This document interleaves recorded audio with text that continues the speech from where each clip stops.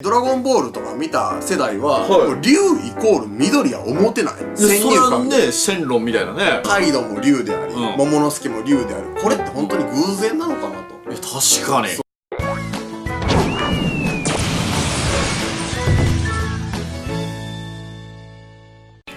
どうも、ワンピースフィギュア大好きコッキーです。 WCI トヨです。僕ね、ワンピースフィギュア好きすぎるわ、やっぱ。まあそうですよね。はい、問題です。はい、このフィギュアはどこのフィギュアでしょうか？おお、これですか？はい。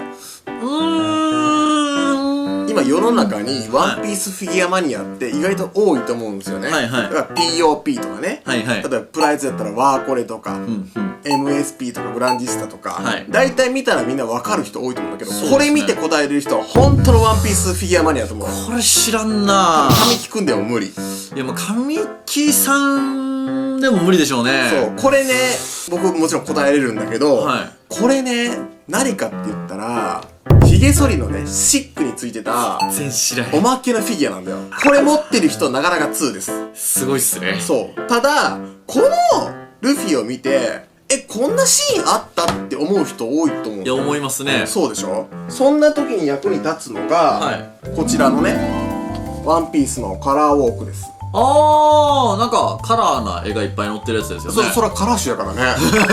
何を言うてんの？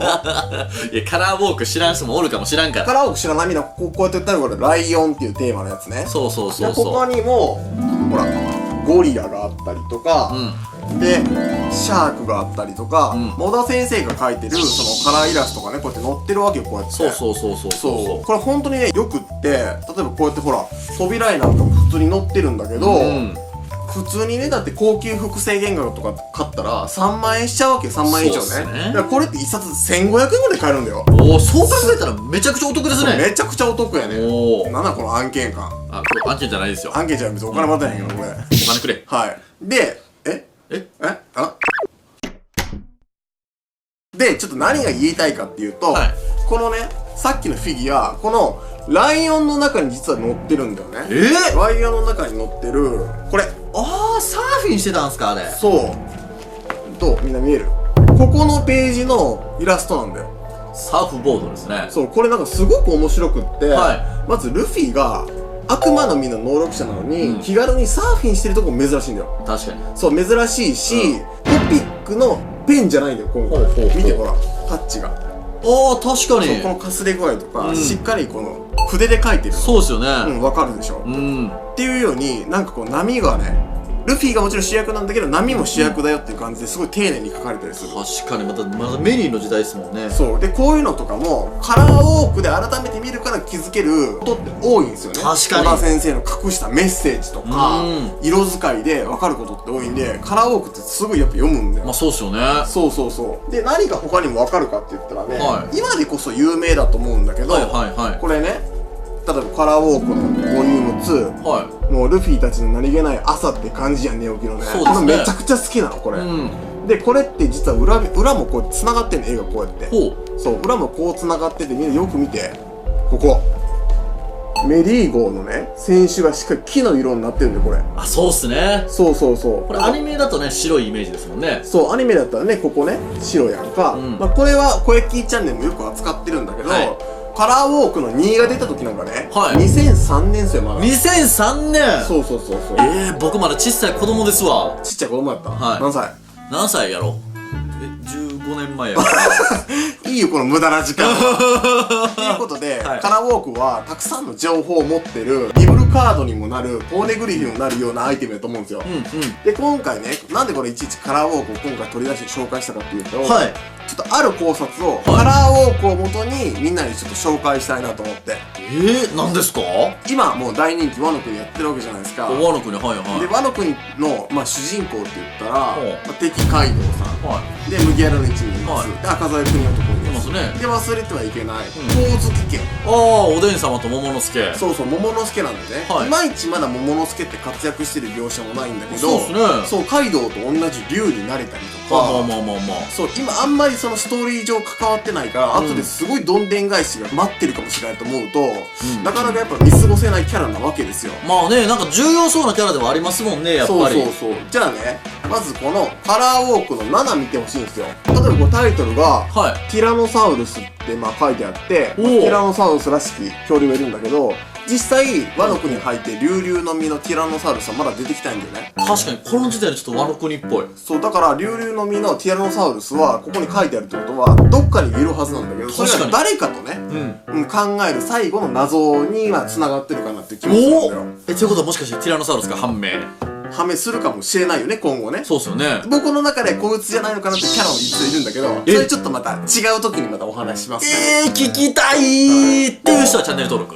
で、問題のページはもうここなんですけど、ここね、まあ、桃之助が登場してるわけです、ここには。まあ、登場してると言っても、竜のね、姿になってて、そう、パンコハザードで食べた、不思議な悪魔の実の、多分力で竜になってて、まあどんな状態で竜になってるのかよく分かってない。でも一つ言えるのは、カイドウって竜になった姿が青だったんだよね。青でしたね。そう。でも、桃之助はピンクだったんだよ。だからピンクの竜ってあんまイメージない。まあ確かにね。でも桃之助っていう桃っていう連想されるイメージから、ピンク色がなんかしっくりきてるんだよ。確かに。そう、なんかそういうのも情報操作みたいな感じだと思うんだよね。おー、なるほどね。そう、じゃあこのピンクの竜をよく覚えといてほしいんだけど、じゃあ遡ること、このイーグルっていうね、カラーウォーク。イーグルはめっちゃ昔じゃないですか。そう、こちらなんですけど、出たのが2010年。2010年 !9 年前ですよ。いやだって、どんだけ前なんですか？それ頂上戦争やってた頃でしょ？そう。じゃあこの時の、ここのゾーンなんだけど、かっこいい。そう、なんとね、ワノ国っぽいんだよね。ワノ国テイストじゃないですか。みんながちょっと鎧とか甲冑着て、ロビンなんか着物着て、まあそうですね、ワノ国、まあ小田先生ワノ国書きたいってずっと言ってたらしいですもんね。そう。で、この時のポイントはやっぱりこのね、見開きのところにあって、ちょっと間にあるんで見にくいんだけど、竜が書かれてるんだよ。あれこの竜、どう思う？これピンク色じゃないですか？そう、これピンク色なんだよ。そう、みんなね、ドラゴンボールとか見た世代は、竜イコール緑は思ってない。先入観ね、シェンロンみたいなね。そう、竜って言ったら緑とかさ、日本昔話でもそうやんか。みんな子供が緑の竜に乗ってこうね、そうオープニング飾ってるやんか。だってポケモンもレックーザー緑やしね。そう、でもこれってやっぱ表紙のね、3人、ルフィとロビンとウソップのかっこよく決めたワノ国の甲冑衣装とかに目を奪われてるから、あんまりこの真ん中の竜にみんな目がいってなかったもん。いや、全然いってなかった。でも全然これミスマッチじゃなくて、なんか同化しちゃってるんだよね。確かに。そう。でも今思ったら、ピンクの竜？あれもしかして。だってこれ2010年でしょ？そう。やばくないっすか？そう。で、桃之助って可愛い竜やってるか、これ、ちょっと怖めの竜だよね。これ、なんかカイドウとやり合えそうよ、この竜やったら。じゃあ、東役に行く質問です。桃之助って今何歳？今は8歳。そう、8歳でしょ？じゃあ実際に20年前におでん城が焼かれた時って、トキ様の能力で桃之助は20年後に飛ばされたんだよね。ということは、今本当は何歳になってなきゃいけないの？28歳。そう。で、日和様は26歳。そうだよね。2つ歳やからね。じゃあ、26歳の桃之助だったら、もし変化したら、こういうフォルムになってると思わない？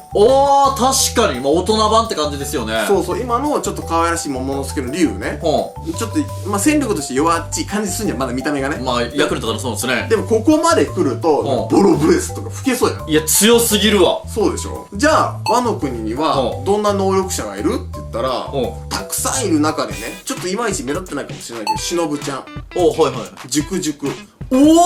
あれでもし年を取らせることができたんだったら、で物語の中盤終盤ぐらいで桃之助が28歳になった時にこの竜で登場するかもしれない。と思うと9年前から伏線張ってんのよ。怖くない？ちょっとそれはまあだからあれですよね、ジュクジュクがまあモドモドの実の反対版みたいな使い方することですよね。そうそう、だからジュクジュクで年取るってどうなんて思うかもしれないけど、実際時飛んできたもものすけなんやから、それぐらいあってもおかしくないし、実際映画のね、さっき言ってくれたフィルム Z では、モドモドの実って言って、触れると12年前に年を若返らせるっていう能力も実際あるんだから、あながちないわけじゃない気がするんだよね。そうっすよね。そうそう。だって悪魔の実やったらね、そういうこと可能なんで、シュガーもね、食べた瞬間年齢止まったりしてるんで、全然ありえますよね。やっぱ物語が完結に向かっていく中では、日和様が26歳、で、桃之助も28歳になった姿で、なんかハッピーエンドを迎えてほしいっていう期待もあるやん。いやまあ確かにね、28だから28になった桃之助が、まあ国を治めるみたいなね。そうそう。じゃあカイドウも竜であり、桃之助も竜である。これって本当に偶然なのかなと。確かに。そう、全ては完結どんな風にワノ国を終わらせるかを出すかわかんないけど、こういう過去に書いたものの中から、また今に復活させて僕たちを楽しませてくれようとしてるんじゃないかっていうのが今回の説です。ちょっとえぐみですね。えぐしか言ってへんけど大丈夫？僕の昨日のシャンクスの説何やってんって感じですね。ちょっと次負けない考察持ってきますわ。大丈夫ですか？大丈夫です、任せてください。実はね、カラーウォークに関するまだ伏線とか気づきってまだたくさんあるんで、今回のは高評価、そうだな、500を超えたら次のやつやりますんで。次のカラーウォークに進撃していきますか？はい、見たい人は今すぐチャンネル登録と高評価をしてください。はい、コメント欄にリクエストも待ってるね。僕も裏垢含めて50個ぐらいいいの押しておきますね。うわぁ。というわけで、じゃあねー。See you! バイ。カラーウォークちゃんと読もう。ビブルカードももちろん楽しいけど、カラーウォーク読んでる方はちょっと幸せな気持ちになる。で、まず見てるだけで癒されますよね。そう、ジャンプの表紙にしかなってないものも入ってるんで、めっちゃ面白い。おー。てか、こういうちょっとおまけ漫画みたいなのも書いてるんですね。そうです。そうなんだ。はい、ぜひ見てみてね。見てねー。